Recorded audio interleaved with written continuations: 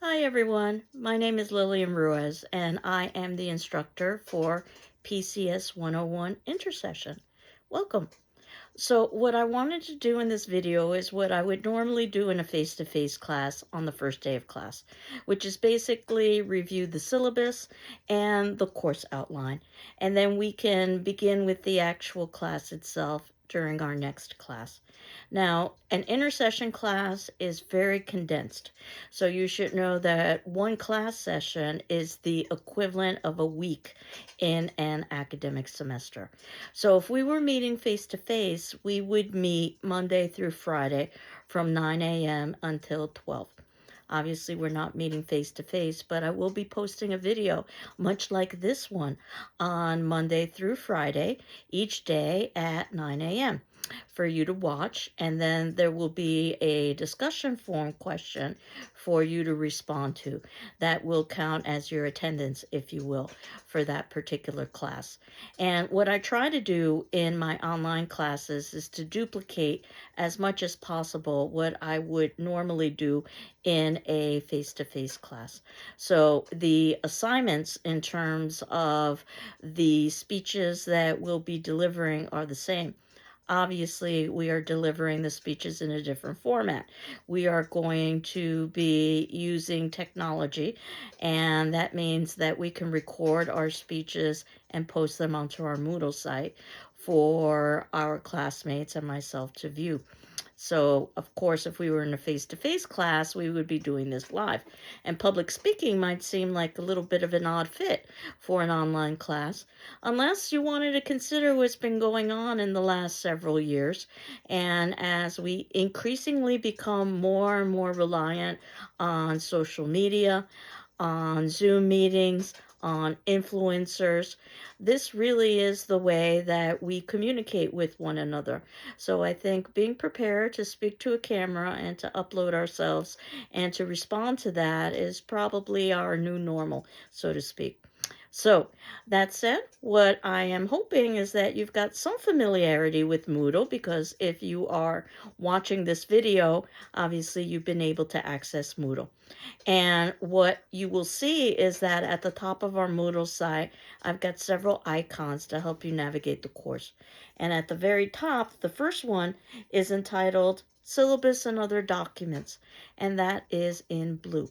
And this is where I'm going to post our syllabus, our course outline, and any of the handouts that I would be normally giving in a face-to-face class. Underneath that, the pink icon says due dates. Now, the due dates are included in your course outline, but if you wanted to just see the due dates all in one place, you could access them through that pink icon. The next icon underneath that is blue, and it says past class sessions.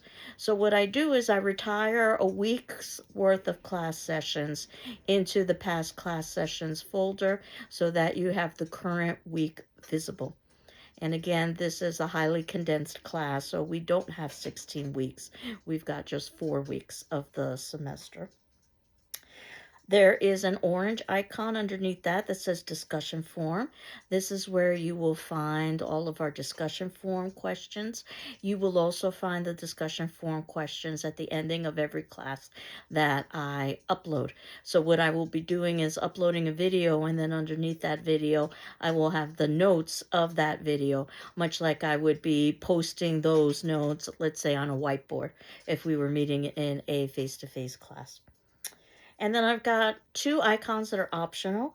One in green that's called optional chat. So if you ever wanted to chat with me online, or if you ever wanted to chat with your classmates, you could do so through that icon.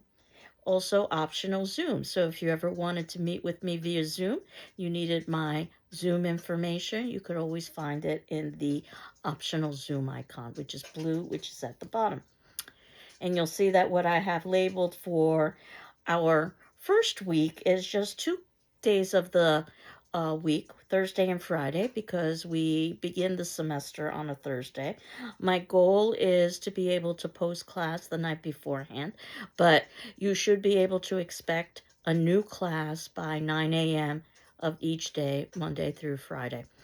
So I am recording this now on New Year's Day and plan to post this video this evening, so that for any eager beavers, it's accessible at that point, but I suspect most of you will be watching this video on what GCC calls the first day of class for the intersession, which is the 2nd of January, which is a Thursday.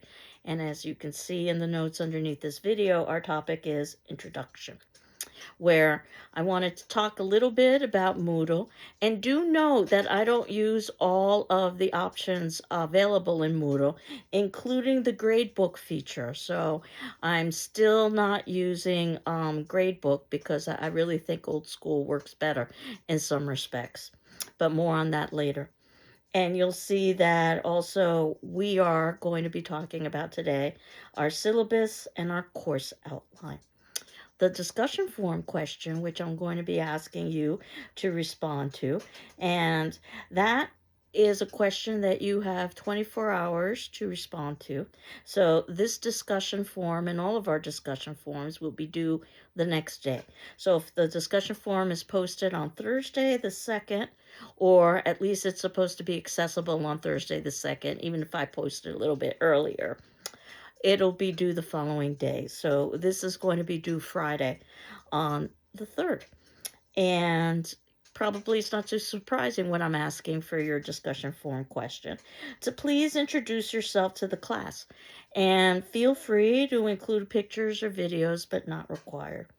So you can see that in the notes below, there is that question at the very ending of the notes.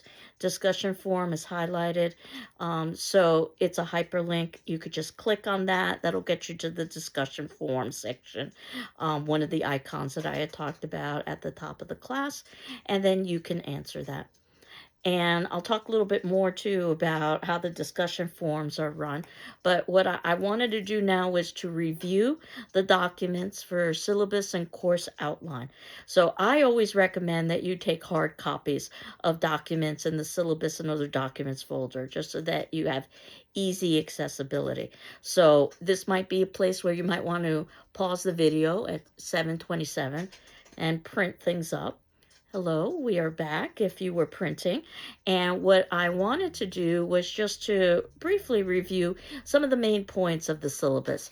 And you can see that at the top, my name is there, Lillian Ruiz. Most people call me Lillian. I'm pretty informal. Feel free to call me whatever you feel comfortable with. My email is there, and my email does not have a first initial. It's just my surname, which is Ruiz, R-U-I-Z, at gcc.mass.edu. If you're wondering the reason why, it's because when I started at GCC, we didn't have email addresses. I actually began in 1993. I am on year 31. It's hard to believe. At GCC, I've seen a lot of changes over my academic career.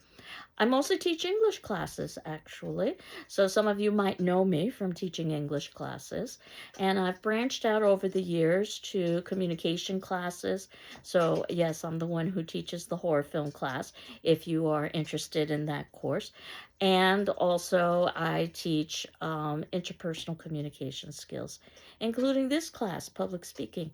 And I'm well aware of the anxiety that oftentimes accompanies speaking in front of a group. And think of this class as a workshop, if you will, and that this is a place for us to practice our skills in front of a group. That really is the most difficult piece with practicing. We can practice alone fairly easily, but it's practicing in front of a group. You need to find the group. So I'm hopeful that this class is a class that does not induce too much stress and that serves as an opportunity for you to practice. Now, my office, even though it's intersession and we're online, so I'm not likely to be there, is North 328A. That is in the Inclusion and Diversity Center. If you've never had an opportunity to visit there, I invite you to come.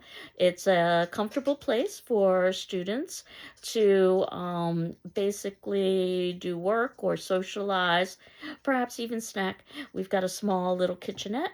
We have a common room area with some soft furniture, some board games, and we also have a computer station as well. And everyone is invited to attend or to visit who supports the ideals of inclusion and diversity.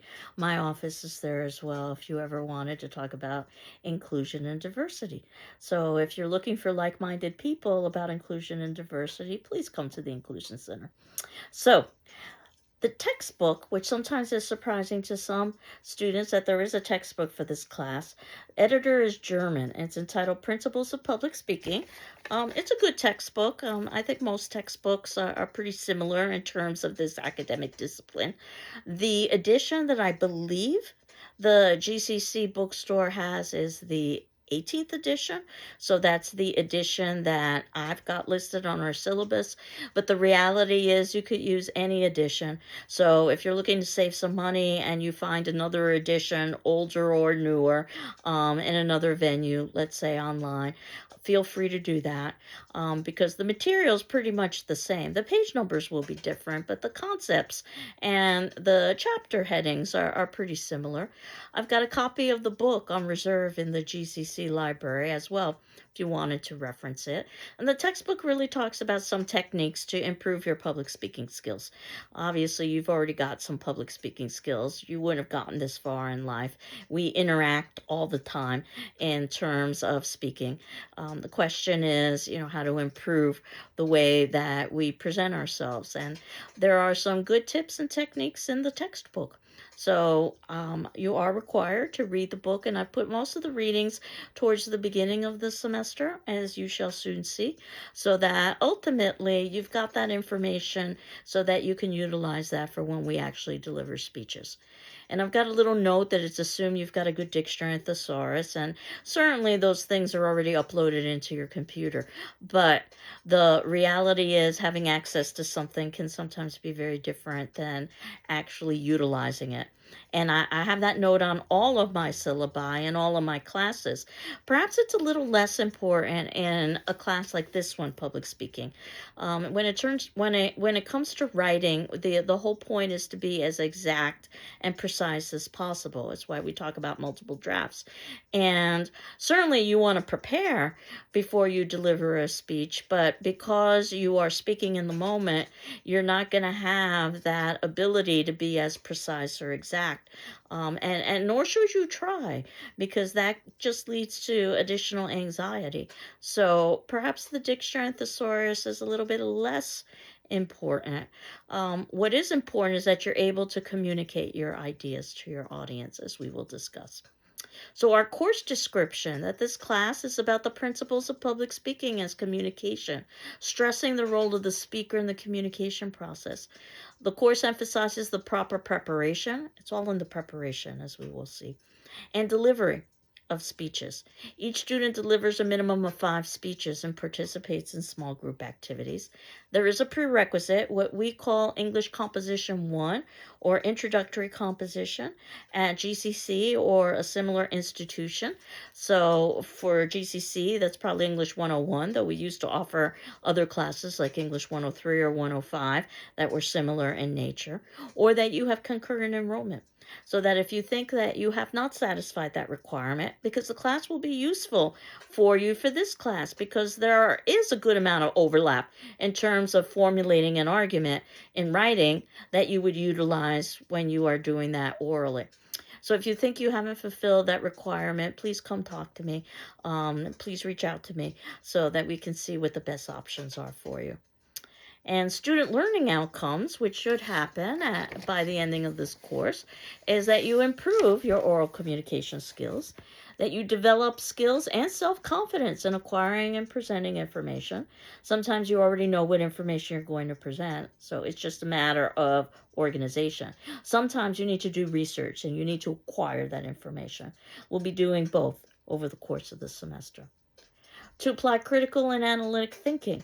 It's something that you see on just about every class description about being a critical thinker, not as in criticizing someone, but in terms of analyzing, interpreting, asking questions, which, by the way, toddlers do very well. They're always asking questions.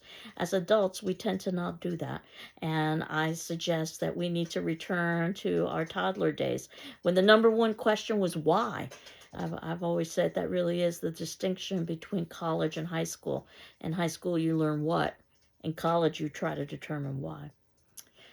To promote a greater understanding of communication in formal and informal settings, we change the way we speak and present ourselves based on the situation and the environment. So we just want to be mindful and conscious of that. What does the environment and the situation call for?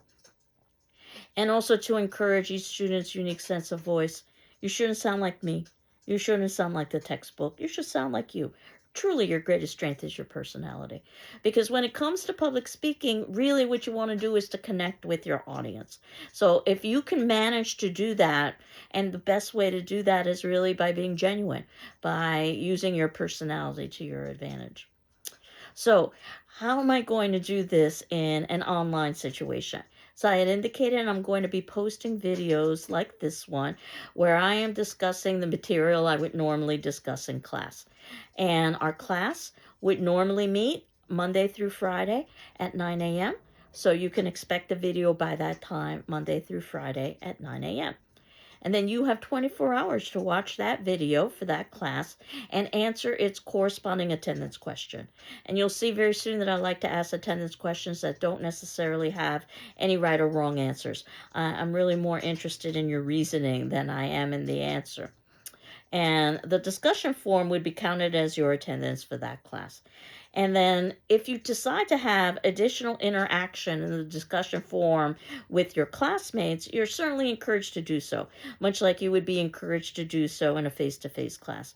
But you're not going to be required to do so, because I know that some students learn best by participating, but others learn best by listening. So you can decide how little or much to participate, but what you are required to do is to read all of your classmates' responses. And I will be responding to all of you in turn, and you should read those responses as well. If you read all of your classmates' responses and my responses, what you will get is basically written documentation of a transcript, if you will, of what we would have talked about in class. Again, my goal is to try to duplicate as much as possible what would happen in a face-to-face class.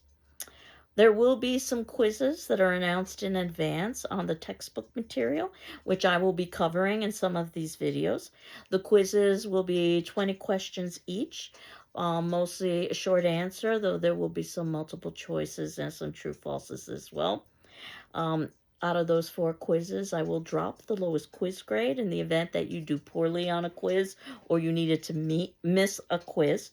Basically, what I will be doing on the day that we have quizzes is posting that onto our Moodle class. And then, again, you would have 24 hours to respond to that quiz, return it to me. I do ask, however, that you return that to me to my email address, because that's really how my grading program works best. And again, my email is my surname, Ruiz, R-U-I-Z, at gcc.mass.edu via PDF, because my grading program allows me to write on PDFs.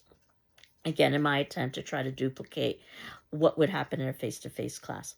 And then I'll return the graded quizzes to you to the email. You should be using the GCC email, by the way, that you've been provided.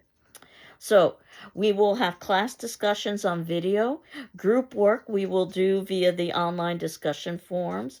We'll have some student speeches that are pre-recorded and posted on Moodle for the class and for myself to view. And also we will have some quizzes in the class. So just some basics in terms of course requirements. I'm still working my way down the syllabus. You're expected to do all the reading and writing assignments by the due date, and you will have 3 formal graded speeches. And the first speech will be an autobiographical speech in which you tell your audience a little bit about yourself in 5 minutes. Your second speech, which is perhaps a little bit more challenging, is the informative speech. And this is where you get to teach your audience something in 10 minutes. Notice you have doubled the time. Your last speech will be the persuasive speech, which is the most challenging of all, probably, because you're working with people's beliefs and values. And as I always say, your job is not to convince everyone to support your position. Your job is to earn everyone's respect. It's possible to disagree with somebody and still respect them. So that said, this will be a 15-minute speech. So again, you can see how the time increases as the speeches increases. And you'll learn by not only producing your own speech, but watching the speeches of your peers, which is again what we would be doing in a face-to-face situation. So in these 3 speeches, you have the opportunity for optional practice sessions. So if you wanted to have a practice session that wouldn't count for a grade with me, you can just make arrangements to do that. And that would be 6, I suppose, speeches if you did that for each of the speeches. But we've got 3 formal graded speeches. So course requirements, again, is that you want to do all the reading and writing assignments. You want to make sure that you post your speeches on the day they are supposed to be posted. Failure to post that speech, deliver that speech on the date assigned, is going to result in failure for the assignment unless the student has unforeseeable, emergency, and justifiable reasons based on the evaluation of the instructor. Again, in a face-to-face situation, when you've made a commitment to your audience, you want to make sure that you honor that commitment. And it is also the same in terms with a presentation online. So the idea is that you post it on a due date that gives your audience enough time to watch it and to respond in turn. More on that in a little bit. And as I indicated, there'll be ungraded practice sessions for the 3 graded speeches. That's optional. And periodic quizzes where I drop the lowest quiz grade. So generally, because of that, there's no makeup quizzes given if you needed to miss a quiz. Before I get into the actual class, I wanted to read to you the Institutional Services Disability Statement, which you might be familiar with if you've taken classes at GCC before, that Greenfield Community College values inclusion, equal access to its programs and activities, and is committed to fostering an environment of respect and full participation. Our goal is to create learning environments that are equitable, inclusive, and welcoming. So if there are aspects of the instruction or design of the course that result in barriers to inclusion or accurate assessment or achievement, please notify me as soon as possible. And if you're a student with a disability and you might need reasonable academic accommodations, please contact the Office of Disability Services, and their contact information is in the syllabus. So in terms of what we will be covering in terms of speeches, we will examine the following principles of speech delivery. Discovering and limiting the topic. What am I going to be talking about? And you have a general idea because I told you it'll be autobiographical, informative, and persuasive. But outside of that, you're going to have to refine your topic into something more specific. Adapting to the audience. Who is your audience and how do you present appropriately for that audience? And in this case, you know your audience. It's your classmates and myself. That already gives you a wealth of information in terms of educational background and age, for instance. Gathering information. Now, you might need to gather information to learn more about your topic. Probably won't need to do that with an autobiographical speech because it's about yourself. So you already have the information you need. I did that deliberately. However, when we get to the persuasive speech, you are going to have to use outside resources because they help to give validity to your argument. So we'll talk a little bit about finding outside resources and how do you incorporate them orally, which is a little bit different than the way you would incorporate them in writing. Or organizing and outlining, as I say, the most important part of the speech. People usually just see the end product. They don't see all the work and effort and trial and error that goes into creating the final product. Developing an acceptable style, suiting purpose and occasion. Again, you want to have some understanding of what's expected. And this is an academic situation, which would be different from, let's say, a social situation. Practicing and presenting the speech. Coping with communication apprehension. Everyone feels nervous, and it's not necessarily a bad thing because nerves lead to a heightened sense of awareness, but you certainly don't want them to interfere with your being able to communicate. and active listening, responding to the speeches of others. Each student will deliver 3 graded speeches: autobiographical, informative, and persuasive. Guidelines and optional practice sessions will be discussed in class. Students will select their topics with the assistance of the instructor. The instructor must approve the topic beforehand. Outlines are going to be required of all 3 of these speeches, and again, guidelines will be discussed in class. In fact, your textbook has an entire section on outlines. And I ask that you send me a copy of your outline after you've delivered your speech to my email. Again, Ruiz, R-U-I-Z, at gcc.mass.edu. The outline that you use to deliver your speech, not the outline you think I want to see. What's important in a speaking outline is that you are able to determine what you need to have in front of you so that you can deliver to your audience. And if you're curious as to my outlines, you'll see them at the bottom of every video, because that's basically what I use as a guideline for when I present in class. And I'll evaluate the outlines informally, because again, in the real world, your outlines are just for you. You wouldn't be showing anyone, but this is a workshop situation, so I'd like to see it. Excellent would be graded as a plus. A good is check plus. Satisfactory is a check. Less than satisfactory is a check minus. Unsatisfactory is a minus. Attendance. And attendance is and discussion is extremely important and can't be made up. And again, I'm basically evaluating attendance through the discussion form. So absences and tardiness will be negatively reflected in your participation grade, much like it would be in a face-to-face class. Excessive absences could even result in failure, again, much like a face-to-face class. Consultations, because this is an intersession, I don't have formal office hours, but you can always make an appointment with me at a mutually convenient time. We can meet via Zoom, we can talk on the phone, we can communicate online, or some combination thereof.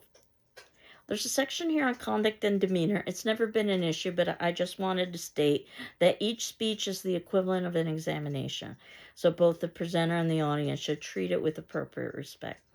Inappropriate disruptions and responses will be negatively reflected in your final grade. I have a section here on plagiarism that I'm going to skip, and I'm just going to go to the grading, and these are approximate percentages. 10% is participation, and the way that I evaluate participation is, again, any of the discussion forums that we're doing, any in-class assignments and activities. 10% are those outlines that you will be submitting for your speeches. 3 speeches, 3 outlines. 20% for speech number 1, the autobiographical 5-minute speech. 20% for speech number 2, the informative 10-minute speech. 20% for speech number 3, the persuasive 15-minute speech. 20% for those 4 quizzes after I've dropped the lowest grade. Again, the quizzes are 20 questions based on the class videos and textbook material, mostly short answer, true, false. For an A, excellent, a B, being good, C, satisfactory, and that's where we want to aim for those first 3 letters, though there are letters that follow, D and F. And you'll also notice that in the syllabus and other documents folder, I have a document entitled Speech Rating about how I'm going to be evaluating speeches. And I use this as a template for your first speech, actually, and then I don't even bother with the second or third speech. I just basically take notes of strengths and weaknesses. But this template basically gives you a good idea of some of the concepts we'll be covering over the next few classes in terms of introductions and bodies and conclusions and elements of delivery like eye contact and body movement. So we'll refer to this later as the semester progresses. What I wanted you to access was the piece entitled Course Outline, because this will give you an idea of the assignments that are due and the dates in which they are due. Again, I encourage you to make hard copies of all of this so that they are easily accessible. And you can see that dates and assignments might be subject to change, and that reading should be completed before the dates indicated, because this is what I'm going to be talking about in my class videos to give you an idea. So, for instance, under week 1, which is today, if you're watching this video on the 2nd of January, Thursday, it's just purely introduction, where I give you a sense of what the class is about. Friday. So, this is the day after Thursday, obviously, on the 3rd. What would be ideal, but I understand the world isn't always ideal, is that you would have had 3 chapters read in our textbook. As I indicated, the intercession class is highly condensed. And the first chapter is entitled Speech in Higher Education. And it talks a little bit about the importance of studying public speaking in higher ed. The next chapter, chapter 2, is Getting Started, which is how do you prepare to give a speech. And chapter 3 is critical listening. How do you listen carefully to a speech and respond to others? That gives us a weekend, luckily. And then when we get to week 2, you'll see that again, I've put a lot of the textbook up front. Then on the 6th by Monday, so ideally you would have had this read by the 6th. Don't panic if you don't have it read, especially for Friday's readings, because I'm very well aware it's a short turnaround time. And Friday's readings are basically just introductory readings. But once we get into week 2, I'm going to, as you can see, go out of the chronological order, at least in the edition that I ordered for us, or that I believe is in the bookstore. Organizing and outlining your speech is the next piece. And then beginning and ending your speech and wording your speech. So 3 chapters for Monday and 3 chapters for Tuesday on the 7th. And you should have that read before the 7th. Delivering your speech, public speaking and cultural challenges, and lastly, understanding your audience. So that's a lot of information in a short amount of time. I'm well aware. And this would lead us to our first quiz. It's not necessarily going to cover all of the information that we've talked about, just some. You can see the first 4 or 5 chapters or so. That's quiz 1.